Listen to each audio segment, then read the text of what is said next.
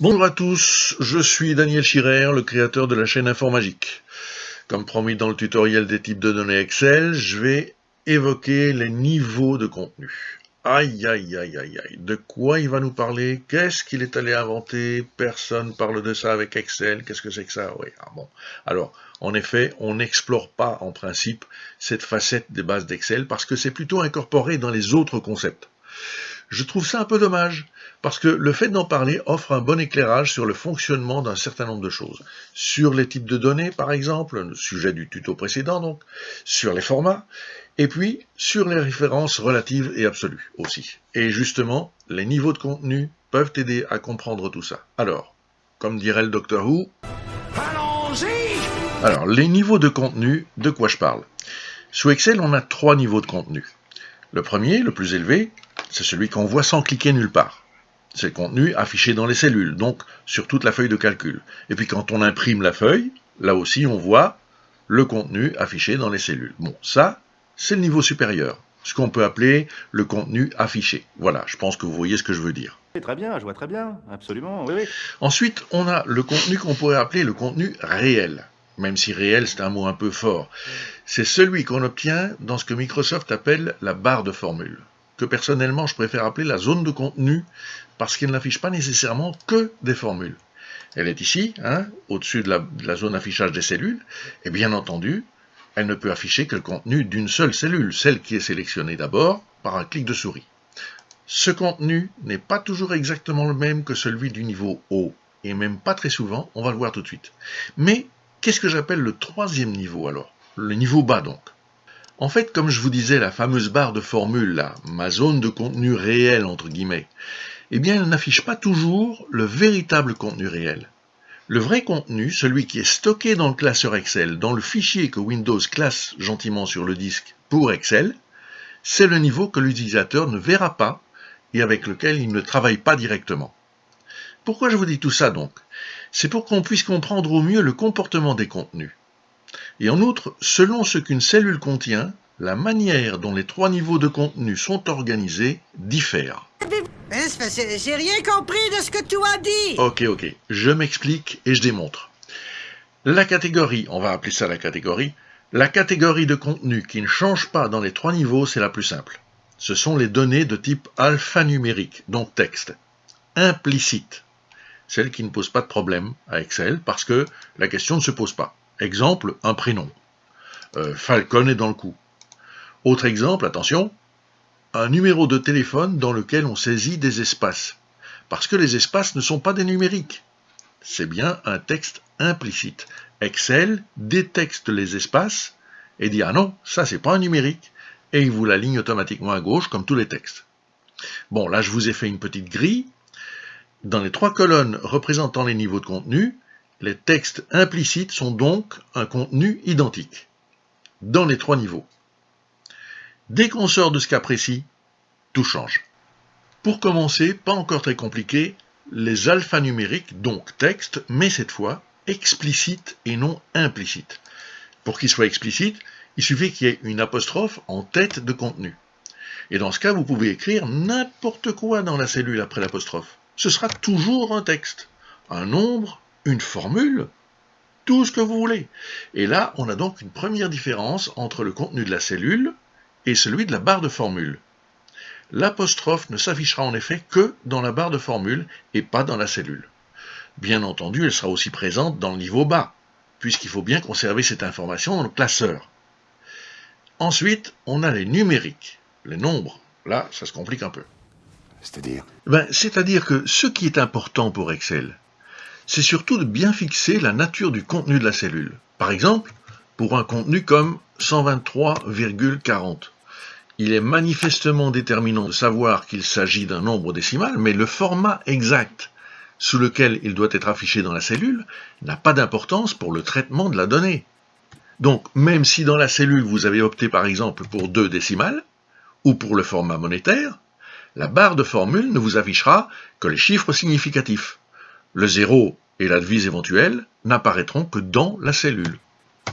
Mais s'il s'agit par exemple d'une date, qui est, comme je vous l'ai expliqué dans le tutoriel sur les types de données, lui aussi un numérique, ok ?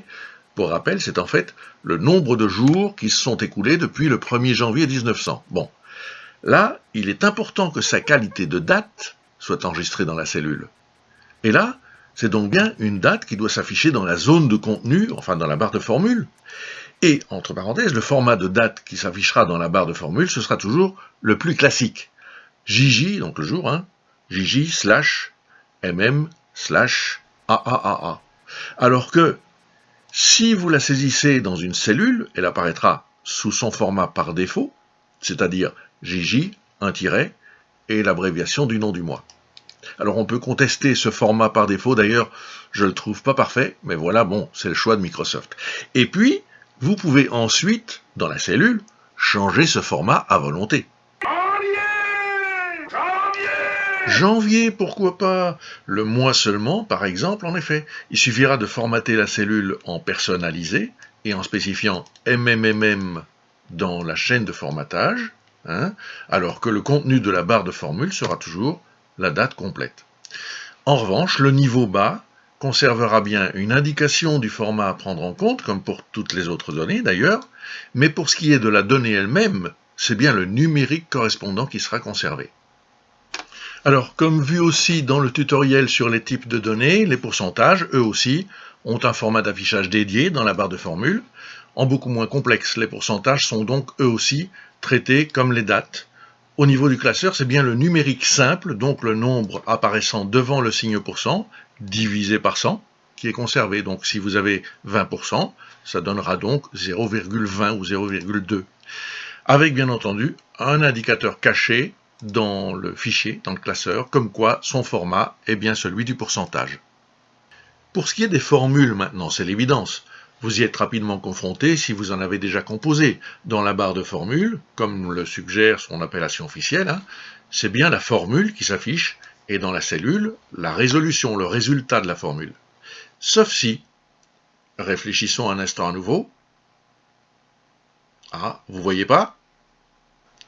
Sauf si, bien sûr, on a placé une apostrophe en début de saisie, ou qu'on a formaté en texte, bien sûr, mais je vous ai déjà dit que j'évitais le format texte. Et si c'est le cas, eh bien on retombe dans le cas du texte explicite. Il reste un cas super important, où il va y avoir une différence de contenu entre les niveaux. La différence existera entre d'un côté les niveaux supérieurs, et de l'autre le niveau bas, le niveau intime dans le classeur. Ce cas de figure-là, c'est celui des références relatives et absolues. Là, on touche à un problème névralgique qui est important, mais il n'y a pas de déshonneur à ne pas le comprendre, c'est pas si simple. J'ai un tutoriel en préparation pour aider. Donc le concept de base qui est nécessaire, c'est que toutes les références sont par défaut relatives. Vous allez vous rendre compte très vite, une fois que vous aurez compris que c'est vraiment quelque chose d'indispensable. Mais qu'est-ce que ça veut dire? Ça veut dire que lorsqu'on saisit une référence, comme ici, là j'ai deux valeurs déjà présentes pour la démo, on n'a qu'à référer dans cette cellule-ci, donc en C5, à la cellule C3 qui est 2 lignes au-dessus. Donc on saisit égal, et puis on clique dans la cellule à laquelle on veut référer. Le signe égal, on verra ça dans le tutoriel des formules, c'est l'opérateur qui détermine qu'il s'agit d'une formule. Bon.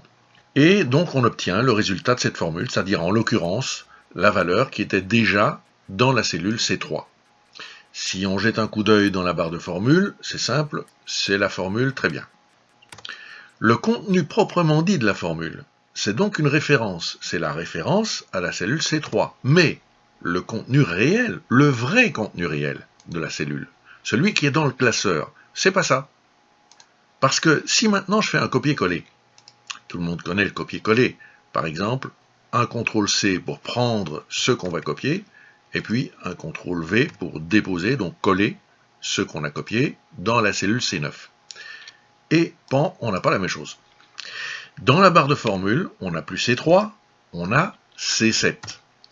Bon, en fait, ce qu'on a copié, c'est le contenu véritable de la cellule C3. Et le contenu véritable, c'est une référence relative, c'est-à-dire ligne -2, même colonne.